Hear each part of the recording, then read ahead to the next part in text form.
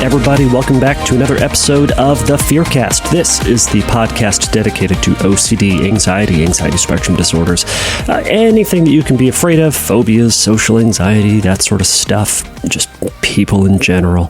The stuff that we can be afraid of, this is the podcast dedicated to all of those things. More importantly, how to challenge them, beat them, punch them in their face, and get on with your life to, in short, hopefully get over them as best as we possibly can, or minimize how much impact they have in our life. Anyways, all of those things. This is what this podcast is all about. This is a question and answer based podcast where you, the listener, get to send in questions to me, the podcast host, and I will answer those questions on this podcast. So there is usually a hodgepodge of questions that I get. I get a bunch of questions, and thank you to all of you listeners out there who are sending in questions, who are participating in this process. It is a delight to read all of them, to see them come in.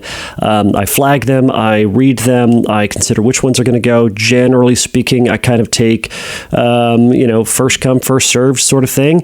And these three questions that I'm going to answer today are just that. They are in the order that I got them, and I appreciate all of you that sent them in.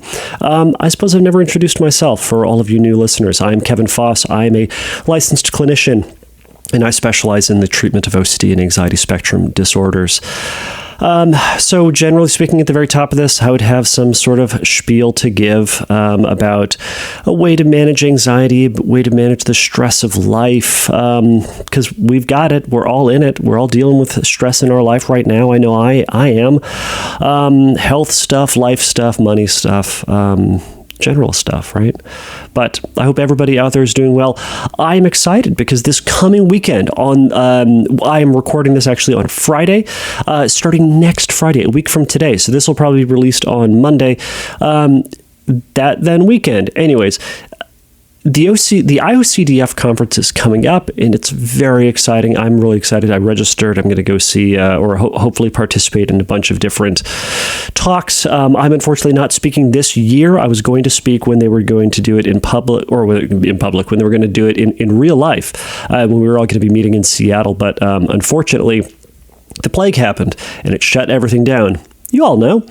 And so they're going to be doing it all online. So my goal is in the future, when we do an IOCDF conference, that I will take all of my podcasting stuff and we are going to ship it all over the country to wherever it goes. And I'm hoping to grab some people, interview them. If there's a talk, get them to chat a little bit about what they want to talk about, stuff that I find interesting, stuff that I think would be relevant to all of you listeners. But alas, that is not going to happen this year. But if anybody else out there is interested, check out the IOCDF conference. I believe they are all pre-recorded. The question and answer stuff is going to happen afterwards, to the best of my knowledge. But go check them out if you're interested in learning a little bit more about OCD, a little bit more about how to manage your anxiety, learn about the tools and tricks and techniques that I'm trying to teach, that other therapists are trying to teach, so we can all get on the same page and learn to manage these thoughts and these feelings more effectively, so you can, again, get back to your life. To get onto the questions, as you might have seen, this episode I'm marking as not safe for work, NSFW. So this is for adult content only. Now, that's not necessarily the case. So hear me out. I am going to do one question at the very beginning that is perfectly fine for little ears if they would like to listen. You can listen to that, and then I will send off a warning, and then we are going to answer the adult questions, and they are HOCD related. There are 2 HOCD questions. It's 2 with an asterisk, and you'll hear what the asterisk is about later. But so the first half is going to be incredibly fine. The second half it'll still be fine. It's just going to be addressing some more adult content. So you can choose to continue to listen on at your own peril, or you can turn it off and get on with your merry day. So, this first question comes from Rebecca. Rebecca says, "My young adult son has religious OCD. We are a Christian family. When it is at its worst, he takes scripture, sermons, articles on faith out of context to prove what a sinner he is, must lack salvation, or does not love God. In these times, I don't know how to help him. I know the rules of OCD. Do not give reassurance. Do not accommodate compulsions. But with religious OCD, how do you use Scripture as it's intended to comfort when it is part of the compulsions? It just leads to what feels like giving reassurance or ruminating with him. Or he finds something in the verses to prove he must not be saved. It's sometimes impossible to get him to see how he's distorting the verses. Cognitive distortions are a big problem for him in general as well. Should I stop sending verses meant to comfort? He is not in therapy at this time. He has had OCD/ERP teletherapy in the past, but with little progress. All right, Rebecca, thank you so much for that question. And man, I'm sorry you're going through all of this. I'm sorry your whole family is having to struggle with this. I find this is one of the biggest problems when it comes to treating religious OCD specifically, because there is a goal, there's a hope of some of the scriptures to be able to use them as encouragement, as comfort. And that's what the vast majority of folks use and apply scripture to. But in the cases of religious OCD, religious scrupulosity, oftentimes those verses are taken out of context, twisted, messed up, and cognitive distortions can run amok within them and twist them into something that they ultimately are not intended, or things are read into them that ought not to be read into them. And I think this is actually one of the major problems I see when working with Scrup clients who initially start their treatment journey by going to see religious counselors. And religious counselors, as good as they are or good as they hope to be, sometimes they are approaching religious scrupulosity from the perspective that the person that they're working with is the average Christian or the average fill-in-the-blank, whatever religion they are working with. So they're going to come at it from a reasonable perspective. They're going to come at it by looking at the person's religious beliefs, the way they're interpreting things, the way they're understanding the gospel, the way they're understanding the idea of grace and salvation and forgiveness and sin and all of that stuff, and talking about it as if it were you and me, as if it were someone who does not suffer from this specific type of OCD.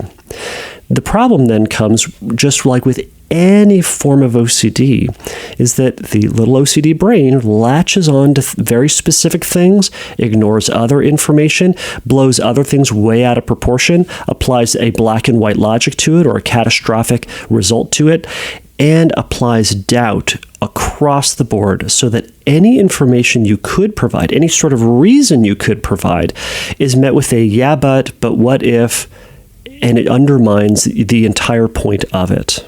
You can think about it as this person's faith has been hijacked by terrorists. And my general stance is I don't negotiate with terrorists. So while your main question is, should I stop sending him verses meant to comfort? I'm going to say yes. And I know that may be very hard for you, but what it's not going to do is it's not going to continue to light the fires or continue to provide a point of argument with your son. Because your goal certainly is to try to disprove these thoughts. At least I'm assuming that's what you're trying to do. You're trying to send him verses. I would assume that these are verses that would hopefully undermine his fear, provide evidence that he's not as much of a sinner as he likes to think he is, or that he does in fact have salvation, or that God does in fact love him no matter what, or that he can love God no matter what, or something to that effect.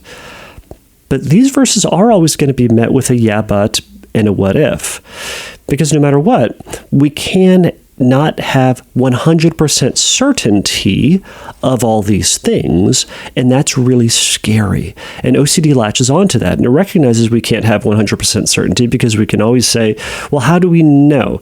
Did God send down the dove and light my tongue on fire? And how do I know for certain that I have that salvation? We don't have that little button on our body that pops out like the chicken's done that says, hey, you have salvation now, all up in your body. We don't have that. So because of that, there's always going to be are you sure? How do you know? And his brain is doing that. So for a period of time, I would encourage you to hold back on sending those verses for comfort when he is getting overrun with his obsessive thoughts, to instead of trying to argue with the content of the thought, instead support him with the emotion of the thought. So support him that he's in pain, that he must be so confused, that he must be so scared, that he must be so sad, and to be with him on that. And to see what you can do to help him and to encourage him. Offer yourself as someone who will listen and who will empathize with him, and to be honest with him. And you can say, I'm not going to provide you reassurances. And if it seems like he's seeking reassurance, say, you know what, son, whatever his name is, this sounds like it's your OCD, and I'm not going to answer that. Or another thing that can happen is if he's constantly trying to rope you into a discussion on theology and God and doctrine and, the intricacies of different interpretations of various verses, you can say, I love you, but I don't want to do that. And I'm not going to do that because it only feeds your anxiety. Now, I'm going to assume that he doesn't think this is OCD, but instead thinks it's real, meaning he is very fused with his thought. And it's going to be an uphill battle for you to try to fix that delusion, in other words, or to try to speak through that. And I would encourage you not to, but instead treat him like your son. You still love him. You still encourage him. You still want to spend time with him, I'm assuming. So go do those things, right? Invite him to go out with you and the rest of the family to go do fun things. Intentionally make some time to go do some fun things together. Ask him how his day is going otherwise. But when it starts to get into the conversation about religion or spirituality and it seems like it's going down that compulsive route, pull back and say, this is a topic that I don't really want to talk about because it's unhelpful. We get into this unhelpful cycle. And you can then say, you know what, if you want to talk about therapy and working with a therapist, we can talk about that. And if he says no, well, okay. It sounds very cold to not help someone, seemingly help someone, when they are in pain, when you could theoretically do something that would alleviate that pain. But hold back on it this time. If he's refusing to do treatment or refusing to participate in treatment-related things, that's not on you. It's hard to see him not participate in something that perhaps works or can help. But if he's unwilling to do it, that's on him. Now, you can continue to encourage him to think about the treatment, to present him the option. Feel free to send him various articles on OCD and OCD treatment, various things related to challenging the obsessive thought. But sending him specific verses, he's likely to just continue to go down that path of trying to prove or disprove. Instead, if he wants to talk about OCD treatment, that's a different story. Perhaps you'd be willing to talk about that. But you're not going to participate with the OCD voice when it's there. And when it sounds like it's that OCD voice. So when it's there, don't negotiate with terrorists. Back away from that. Now, depending on who he is, depending on the type of relationship you have, and whether or not he can take a joke and to take sarcasm, you could make a joke out of his pain. That sounds very insensitive. But if he's coming to you and saying that he's worried about what a sinner he is, you could go, "Oh, and you are the worst kind of sinner. The worst. I've never met a bigger sinner than you. There are a lot of people who sin out there, but you are the king of sinners. You're probably going to go to hell any minute now. In fact, I'm going to go sit on the other end of the couch because you're probably just going to get sucked right into hell right now." Now, that, again, may be very intense, but if it sounds so out there, so exaggerated, he may see that as joking and it may pull him back in. But again, your son, and if it's not going to help, don't do that. Another way to think about this and why you shouldn't be giving him verses is, let's say it was an alcohol problem. You wouldn't continue to put a little beer outside of his door when he's having trouble with drinking, or when he's, he doesn't have booze and he's going through, he's detoxing, or he's having DTs. You wouldn't say, "Oh, here's a beer, this will help." Now, if he's having DTs, obviously you take him to a hospital, right? That's the important thing to do. This is where the analogy falls apart. Point is, you wouldn't keep providing him the thing that is the problem for him. And right now, the verses are the problem. More importantly, the interpretation of what the verses mean for him are the problem. And he's very sucked into the content of the obsession. And we're not going to engage in that content of the obsession any longer. So hold back on those verses for now. Keep encouraging him to talk about OCD treatment. And at some point, he is either going to realize that he's gone down this path long enough and he has sacrificed and lost so much because of the obsession that he will say, all right, I'll give therapy a try. And it may sound hard, but he may have to suffer the natural consequences to continuing to engage in his obsessions. He may snap out of it. He may come to the realization that he has sacrificed so much for the hope of destroying his OCD. But ultimately, the goal would be to create an environment where that OCD is not getting fed and not getting encouraged, but is instead, he sees it's not working out any longer. So hopefully he will jump back on the treatment train. So I hope this helps. And Rebecca, thank you so much for the question.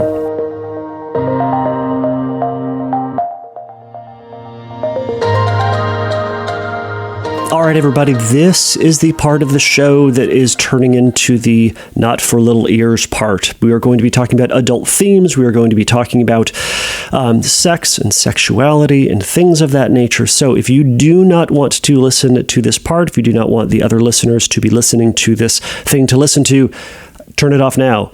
Run from it now.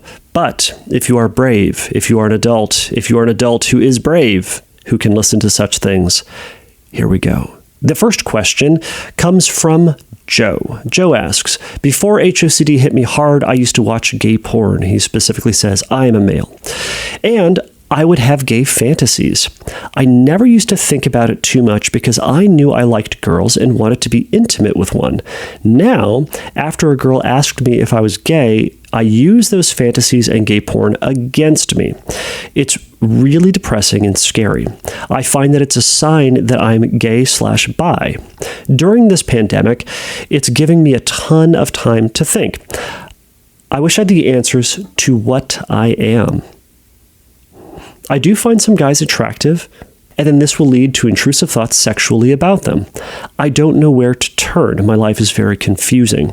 I hope you can use this on your podcast because a lot of people in my Reddit group worry about this issue. Thank you. All right. Now, before I answer it, I'm going to read the next question from Jake. Jake says, can watching porn at a young age feed into HOCD? I feel like I got desensitized and it led to watching more taboo things like gay porn. Even though I consider myself straight my whole life, I've had gay fantasies about guys. Is this even normal? Not looking for reassurance, but I've enjoyed the gay porn and fantasies. I think I have HOCD, but I'm so confused. Okay, here's why I'm going to treat these as the same question. Because, one, as you heard, they're essentially the same question with a little bit of nuances here and there. Two, they arrived on the same day. So they both hit my email inbox on the exact same day. Curious. They also, Joe and Jake was the names that I was given. Similar. Curiouser. In addition, the email addresses, they looked very, very similar. It was like bobsmith8592@gmail. And the other one was like Larry Davidson 81242@gmail. So those looked very, very similar. So yes, they are different email addresses, but they are very similar. They are different names, but they're very similar. They are different content slightly, but they are very, very similar.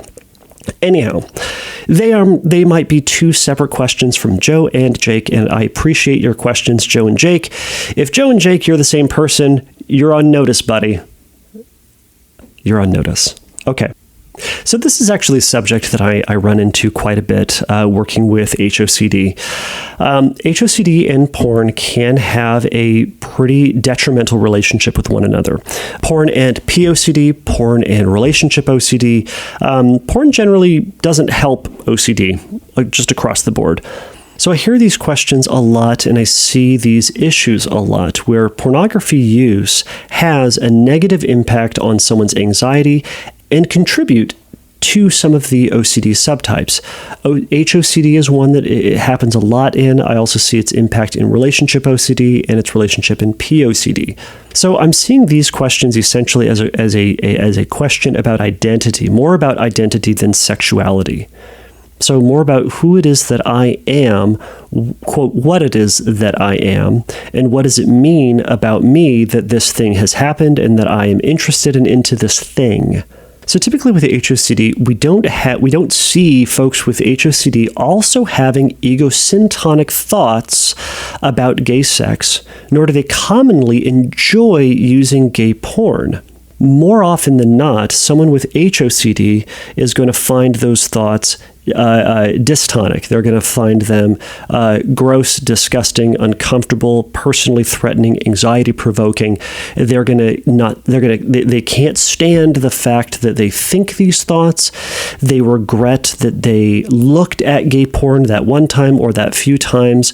So oftentimes, the use of gay porn with someone with HOCD is going to be a compulsion. So the compulsion is then to check whether or not they are turned on by it, check to see whether or not that they can orgasm while masturbating to it, checking to see if they are into it even in the least bit.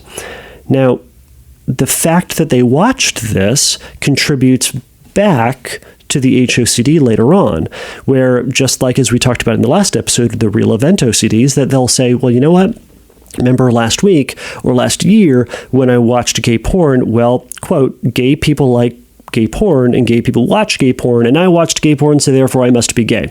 Now, by the way, I'll say this. I'm going to say gay a lot, but I fill in the blank also with lesbian porn or having lesbian fantasies, because this will also absolutely apply to women in this same situation. And I would essentially say that anything that I say here would apply to women as well. But because the questions came from Jake and Joe, maybe Jake and Joe, but they came from Jake and Joe, so I'm going to refer to it as, say, gay a lot in this. You get the idea. So as I previously said, generally people with HOCD do not enjoy watching gay porn. Now, it doesn't mean it's impossible, but to Joe, you asked, is this normal? So meaning part of the norm.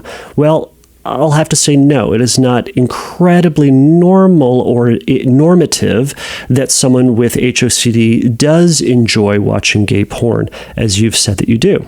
Is it unheard of or exclusionary? Meaning that is it certainly impossible in watching gay porn or enjoying gay porn? Does that absolutely mean that you do not have HOCD? Well, I can't say no. I can't say that they are mutually exclusive and that they can't exist at the same time. And this is what makes these two questions so difficult to answer, is that sexuality is incredibly complicated and incredibly diverse. We have this black and white view of sexuality. Yes, we often refer to the LGBT spectrum, LGBTQ category or community. And we kind of talk about the sexuality spectrum, right? If you've heard of the Kinsey scale, it's a scale of, I believe 1 to 7. Now I'm blanking on this as I'm talking about this. And it's a scale of 100% gay to 100% straight. And they actually find in that massive research study that the vast majority of people are not 1s or 7s, is that they are just one in, is that they are 2s and 6s. This is my memory of it. So therefore, the vast majority of people don't completely identify, but they have a thought or they have an interest or they have a notice from time to time. So it's incredibly complicated. There are also folks out there, and this is not everybody, but this is some people, right? This is what we're talking about. Some people. There are people who identify as gay who will sometimes have sex with an opposite-sexed person. There are people who identify as heterosexual, straight, that will have sexual interactions with someone of the same sex. There are people who are bisexual who theoretically are equally interested in men or women, but they often find that they are more, or they commonly are attracted to one, and that they may be more romantically attracted to one, but then have sex with the other gender. And all of that's to say is that when we have this idea that sexuality needs to fit in a box, we get ourselves into a lot of trouble, and it really confuses everyone. So to tack on OCD and doubt and questioning in that is really just throwing gasoline on an already hot nuclear fire, is sexuality in general. So back to the sexuality boxes. Folks who kind of really just want to view the things as two boxes: straight, gay. Within the straight box, there's a lot of stuff. There's a lot of stuff that you and I expect to be in there, right? Opposite sex interest, opposite sex dating, opposite sex attraction, opposite sex sex. And that's the stuff that goes in that box. In the gay box is gay stuff, right? Now, we have this other box in between them sometimes, right? The bisexual box. It seems to be a combination of the two different boxes, right? Well, sometimes we say, okay, well, I don't see myself, or we say, I see myself in the straight box. Okay. But I noticed that guy, or I noticed that girl, or there was this time, or there was this feeling that I had, or from time to time I fantasize about. And it can feel like that stuff doesn't quite fit in our box, right? Because there are a myriad of sexual activities and things that one can do that may or may not be associated with one of the other boxes, it can trip us up. It can confuse folks because all of a sudden I'm into or interested in this thing that doesn't fit into my box traditionally, right? So what do I do? Well, instead of expanding the boxes, or realizing that the boxes aren't boxes, that they are on a spectrum, or that it's more like a buffet sometimes, that there are some things that you would grab and pull. We want to say, no, I need to be in a box, but my box doesn't fit anymore because I'm into that thing that's in that other box, or I kind of like, or I was tangentially, or that one time I was interested in the thing that fit in that box. So now what does that mean about me?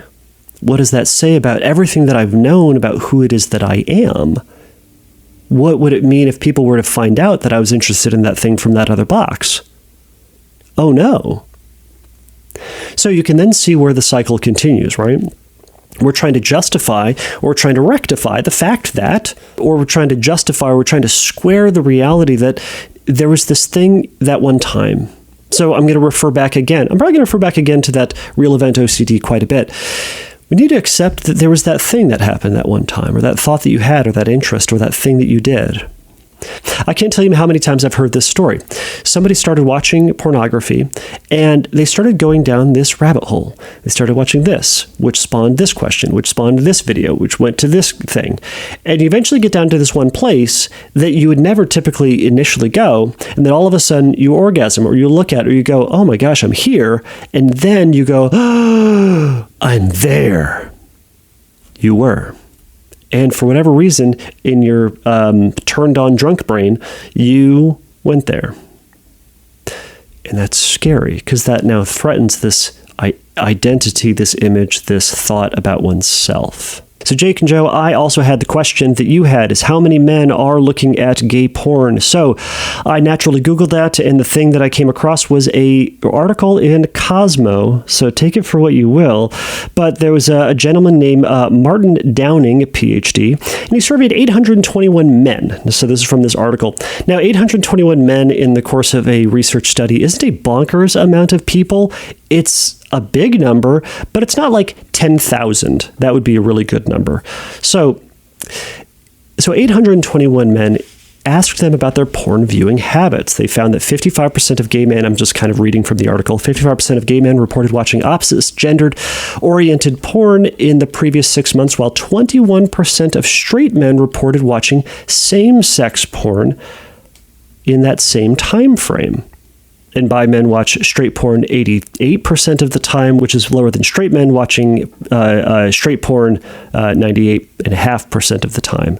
So that necessarily doesn't matter. But notice that one statistic earlier. 21% of straight men reported watching same-sex porn in that same time frame. Now, I'm actually going to doubt this, and I wonder if same-sex means, quote, if these straight men are watching gay porn, so men on men sex, or if they're watching lesbian porn, obviously female with female porn. It doesn't specify that, unfortunately, and I might be reading into this, but I would assume that at some point within that study that some of that same-sex watching would also be men, because I furthermore found a couple of different articles where straight identified men were reporting that they were from time to time watching gay porn. So, to Jake and Joe, it is not the most unheard of thing that this is something that you are interested in. So I suppose then the main question for both of you is this denial of your sexuality as a gay person, or is this HOCD with an acceptance issue? Well, I am going to address this as if it's HOCD. Now, I will say this at the front, and I'm probably going to say it at the end. You should go to a therapist to work on this and to process this more. So I'm going to have to read into both of these questions a lot, and a therapist is going to have a better chance to ask follow-up questions, to process, to discuss the various issues, histories, thoughts, sensations, etc., and compulsions that are going into this, and to be able to help you work through this. But that being said, I think that the end result of treatment ought to be the same. So let's say it's denial. So the goal would be to be working through the feared thought is going to be really, really helpful for you so that you can later on fully embrace your sexuality. Now, this is not a popular, perhaps wanted thing for me to say right now, but let's say for funsies, Jake and Joe, that this is denial of your sexuality and that deep down you are truly gay or bisexual. Well, you're also reporting HOCD and you're calling me on this.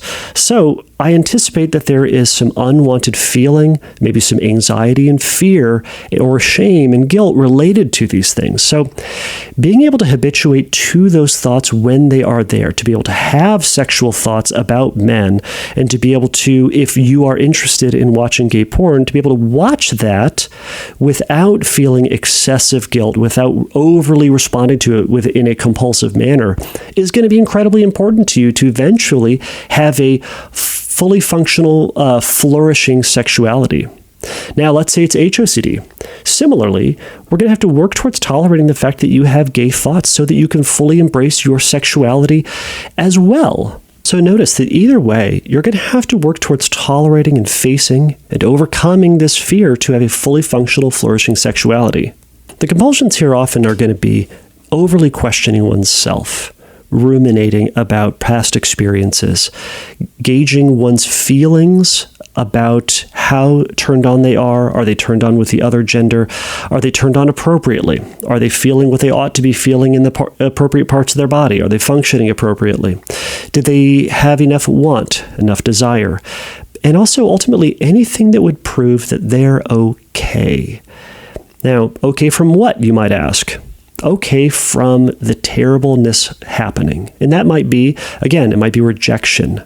It might be isolation. It might be discovering that you don't fully and truly know yourself. It might be that no one is, or it might be that you are with the wrong person and you're never going to be with the right person. I don't know what that is. And that's something to look at. All right, so moving on. So, Jake, you refer to having, quote, intrusive thoughts sexually about a man when you see that he's an attractive man. Well, I'll say this. We all get intrusive thoughts from time to time, and that's normal. All of us get them, and that's okay. Now, typically in HOCD land or OCD world, we refer to intrusive thoughts often as ego dystonic, meaning it's not something that we enjoy, it's not something that lines up with who it is that we are or the type of person that we ultimately would like to be. So with the fact that you have intrusive thoughts and the fact that you, quote, are having some problems with them, well, what is the problem? What is so terrifying about being asked if you are gay? What's so terrifying about the idea of being gay? Again, being rejected by others, being alone with the wrong gender, you get the idea. Similarly to Jake, you said you wish you had the answers of who it is that I am. So perhaps I'm wondering for you if it's this core fear that you'll never really know yourself. You never really know what box you're in. You never know what category to fall into. And there's a lot of questions and confusion that goes about with that. And there's a lot of assumptions that goes about with that as well. All right, so what about for treatment? What do we do with this? Well, if you were in treatment, and by the way, I'm going to recommend that both of y'all seek out treatment. The common line of questioning that would have to take place in that is to evaluate the genuine romantic attraction towards men. Typical questions with that would be found in the cognitive restructuring piece and the assessment piece. And it's to see whether or not there is the genuine HOCD cycle going on, and to what degree that's going on, or to what degree there might be denial going on. Now, as I mentioned earlier, with both of these things, whether it's denial or whether it's HOCD, my perspective as a therapist, as an anxiety therapist, is I don't really care. And I say that in the best possible way. I said this in my HOCD episode as well. I don't really care what the outcome is of your sexuality. My opinion is, or my goal for you is to tolerate thoughts and to overcome anxiety. The result of that is mysterious. The result of that is somewhere off ages and ages hence in the future that you and I can't predict. I don't know what your sexuality is. Generally speaking, if HOCD, you're coming to me saying, hey, I'm straight and I have these thoughts. They're scary. So I'm going to say, okay, you're straight. Let's go do these exposures so you can tolerate gay thoughts that you're getting from time to time. Now, I don't know the outcome of that. And if you're entering treatment in order to seek certainty for your desired sexuality, you're going into it wrong. And you're going to only be disappointed in treatment and in your therapist. We don't know what your sexuality is. Our goal isn't to prove that you're straight. Your goal should not be to prove that you're straight either, but is instead to go in and tolerate thoughts and uncertainty. John Hirschfield has a great article about this. He talks about the difference between confidence and certainty. They're similar, but there's a tremendous difference between these two. Confidence is being relatively sure of something.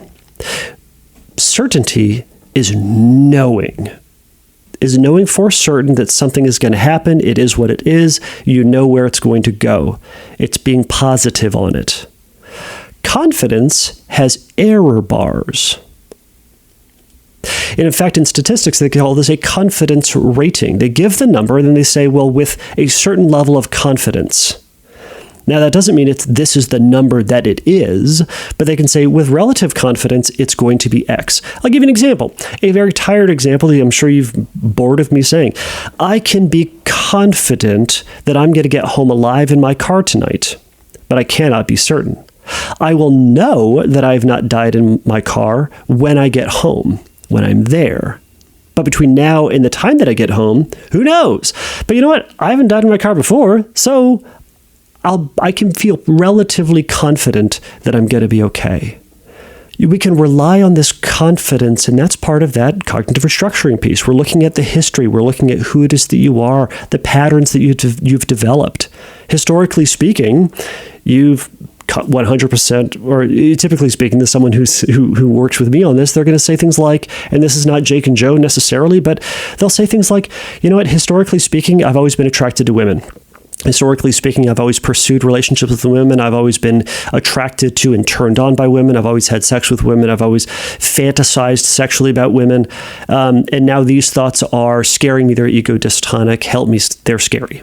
Right? So we can say, okay, historically speaking, this has been the case about you. So we're going to take this confidence off into the future, but we're going to accept the uncertainty as we progress into it while we work towards tolerating your uncertainty, because everybody who's come out identified as straight at some point, everybody. Most people, I haven't interviewed every gay person on earth. The vast majority of folks, though, will go through life assuming that they're straight, and then they start noticing, they start thinking, and then they eventually go through the coming out process. Jake and Joe, I don't know if this is you. Other listeners, I don't know if this is you either. But we go with that confidence and that we discover what's going to happen on the other end. Now, this is probably the scariest thing that I've said in this episode so far for someone who's listening to this. This is where acceptance come in. For you, Jake and Joe, this is what's going to be important. Again, think about what's at risk by accepting that you have gay fantasies, and they are a part of who you are. They are. You've identified them as things that you like. I'm not here to stomp on things that you like. You like those thoughts. Okay. Colloquially speaking, I'll say, so what? What do you fear? What are you afraid to lose? This may be the key to accepting the fear and to moving on with it. Because that's the thing that you're going to have to sit with. That's the thing that you're going to have to challenge, and that's the thing that you're going to have to learn to tolerate, whatever that outcome is. If you want to accept this part of you, that comes with this potential outcome, right? From an ACT perspective, I'd say you're fighting with this reality that you're into this thing. So what does it look like to stop fighting? To say, yeah, that's who I am. But then what's on the other end of that, right? You see what I'm saying? So when you decide what you're afraid of, that's where you're going to start to do exposures. When you're going to start to look at just tolerating the thought, simply tolerating the thought of what you're afraid of. Maybe that everybody's going to leave you. Maybe that you're going to spend the rest of your life in anguish not knowing which box you fit in. Maybe that you're going to judge yourself forever that you fit into the, quote, wrong boxes. Or mourning the fact that you don't fit into that other box that you always wanted to fit into. Furthermore, scripting this is going to go a long way. Writing out that story actually happening. It's not fun, but writing that story out as if it's actually happening. What are the things that your family would say, your brother, sister, cousin, uncle, mother, father, what would they all say? Describing the look on their faces when they discover it, when they acknowledge it, when it is discovered that you are into that thing? What would that feel like? And sit with that enough until you are bored with it. That would be an important place to go with this.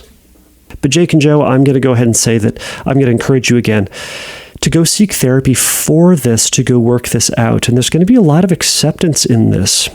The fact is, both of you have this interest. Both of you have watched gay porn. And it sounds like that you want this, I'm assuming, as part of your life. Okay. Can you be a straight person and be into this?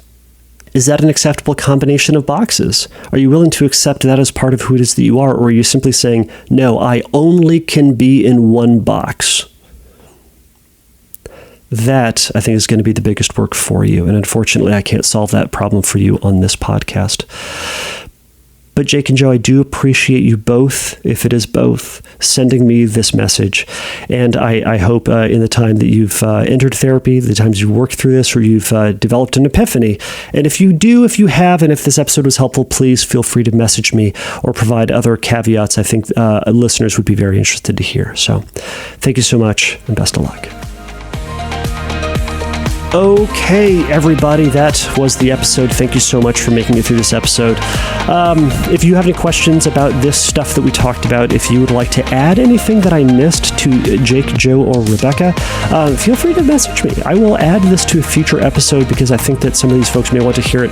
The Jake and Joe questions, they were complicated and there was a lot of assumptions, and I'm certain I missed something or misspoke or something to that effect. So feel free to add that, and I will add that to a future episode. All right. Everybody, if you're going to go to the IOCDF conference, fantastic. Perhaps I will see you in a chat room. If you do and you listen, say hi. That'll be delightful. Lastly, everybody, please remember that FearCast is not a substitute for psychotherapy. If you have questions about treatment or want some extra support, go over to fearcastpodcast.com. There'll be some links in the Find Help section there. Lastly, everybody, please remember to take a risk, challenge yourself, and don't take your brain too seriously. Bye.